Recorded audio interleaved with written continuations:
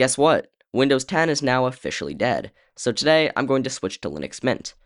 I'll install and test this apparently user-friendly version of Linux, and at the end of the video, we'll decide once and for all what the best operating system for your PC is. Welcome to Wolf Byte. To start, let's go get the download files. I'm using my Mac to download it, and then we'll put the files onto a flash drive. The Mint website gives us 3 variants: Cinnamon, which is the full-featured one, XFCE, which is more lightweight, and Mate, which is an older system. We'll use Cinnamon. It's a 3 GB file. Now that I have the file, I use a program called Etcher to put it onto a USB stick. Our USB is ready. Let's go check out the PC we'll be using. This is a Dell Optiplex 790 from 2011. It was quite the nice computer for the time, and it still holds up decently today. This thing originally ran Windows 7, and it currently runs Windows 10, which of course is now discontinued. My goal is to have both Windows 10 and Linux Mint running on this, so Mint will be the main operating system, but we can use Windows if we ever need to. We'll pop in our Linux flash drive and start it up. Of course, I forgot to plug the computer in.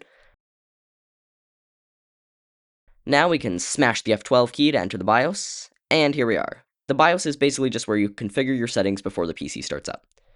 Hit F1 to continue, and we will legacy boot the USB stick. I'm using my Pokemon mousepad, by the way, isn't that cool? The PC is definitely thinking, and we're back to the BIOS. Let's check our boot order. Everything looks good, we'll just reboot. We're back here again, but my keyboard and mouse just lit up, and look at that, we're in the launcher. It gives us a lot of options. I'll just go with the regular Linux Mint. It seems to be struggling. Let's start over, we'll just reset. What could go wrong? Oh good, we're back to this screen again. Let's try to start in compatibility mode, that might help. This looks good. It's doing things. Ooh, it's doing OKs. Once it does that, you know it's gonna work. That there's a pro Linux tip for you. Ooh, that's not good at all. The screen's all squashed. I've never seen this before. Oh, it's been several minutes and it just booted into the live environment. Look at that, YouTube works. 697 subs at the time of filming, and if you subscribe, that number will go up. Who will be my 700th subscriber? It could be you. So right now, we're just using the live booted Linux. It's running off the USB stick, but not actually installed on our hard drive. Let's go ahead and fix that.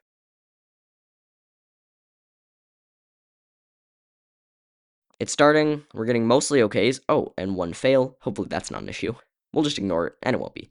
Please remove the installation medium, then press enter. Sounds safe enough.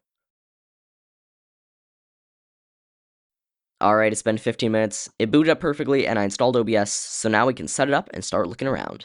So let's go through the setup screen. Welcome to Linux Mint. Thank you. I feel very welcome. Let's get into it. Alright, gives us a lot of things. Desktop colors. That sounds fun. Is it very customizable? I love a good customizable operating system. That's why I use macOS. That was a joke. Alright, appearance, dark, yes. Color, green, for Mint. Very nice. Let's open Firefox. I also set Firefox to dark mode, so it looks nicer, and installed extensions, so dark reader, so now everything can be dark mode. And of course, uBlock Origin, which is literally the only way to use the internet in 2025. System snapshots. Authentication required. Alright, select snapshot type. Sure, we'll take this one. Help, yep. Sounds good. Okay, guess that works. Driver manager. That sounds good. Do we not have to take care of drivers? No drivers needed. Okay. Update manager. Sounds very nice, and it says it'll update our apps as well as our system. So we'll let this think for a bit. New version of the we have to update the update manager. Sure, we'll do that. Authentication required, of course. Apply the update. Ah, authentication required again. Surely this is the last time we have to do this, right? Alright, that's installing. Alright, oh, and now there's like 40 more updates. And that's updating anything. DNS lookup, Debian package management, Firefox itself. I guess we'll just go ahead and update this. Authentication required, of course. And that's going to be an entire gigabyte. So how about we just drag this off to the side and let it do its thing while we continue going through the welcome script. Let's take a look at the system settings. Ooh, it looks like the old macOS settings. I love that with the big icons. What else do we have? Software Manager. There are 60,000 applications available? What? Firewall, we don't need to do that. So while this loads, documentation, very nice. Help. If I need help, I guess I will use those. There's a whole chat room. Contribute. That might be fun to look at later, but I think we're good for now. Our updates are still grinding it out over there. All right, so we have an app store now. Blender. Ooh, we're gonna have to try that at some point. FileZilla, Sublime, categories. Sounds fun. Real-time strategy game. There are games on this thing. What kind of games do we have? That sounds fun. DOSBox. Um, Mind Test.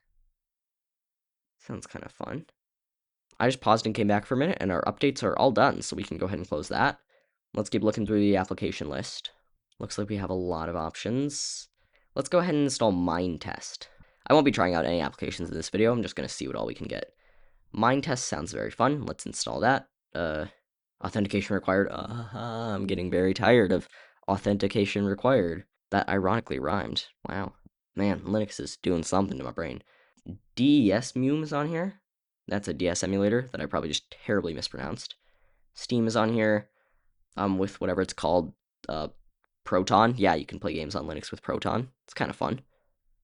Let's search if they have RetroArch on here. Nope. Okay. That's too bad. Let's see if there's anything else we should get. Mission Center. It's like mission control, or like system, whatever it's called, system stats. Sounds fun. We might as well get that. 1 gigabyte to download? 3.6 gigabytes of disk space required? For a system manager? I mean, we have 500 gigabytes to work with. We might as well do it. What else do we have? Local send. This would be nice to send my screen recording over to my Mac for editing, so we might as well get this. 2.8 gigabytes, what the heck? Local send is like AirDrop for things that aren't Apple. It's kind of cool. Blender. Is that like Blender 1? I don't know how to use Blender 1. I only know how to use Blender 4, but might as well get it. Nice, no authentication required this time. Audacity. I already have this on my Mac. Probably don't need it.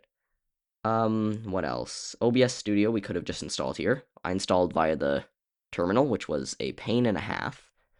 Google Earth. We can do that on the internet. Why would we need that? Show installed applications. Alright, so it's only those two so far. It's still thinking about the others. If you made it this far into the video, I think you might have enjoyed it, so subscribe if you want to see me do more cool stuff like this. So anyway, that was the Linux Mint experience. It seems like a pretty great operating system. Is it better than Windows 10? I don't think so, but I think it can do everything Windows 10 can do. So, would I recommend Linux Mint for you? Yes. Yes, I would. I think it's very fun. I can't wait to explore more of this operating system. Thanks for coming along.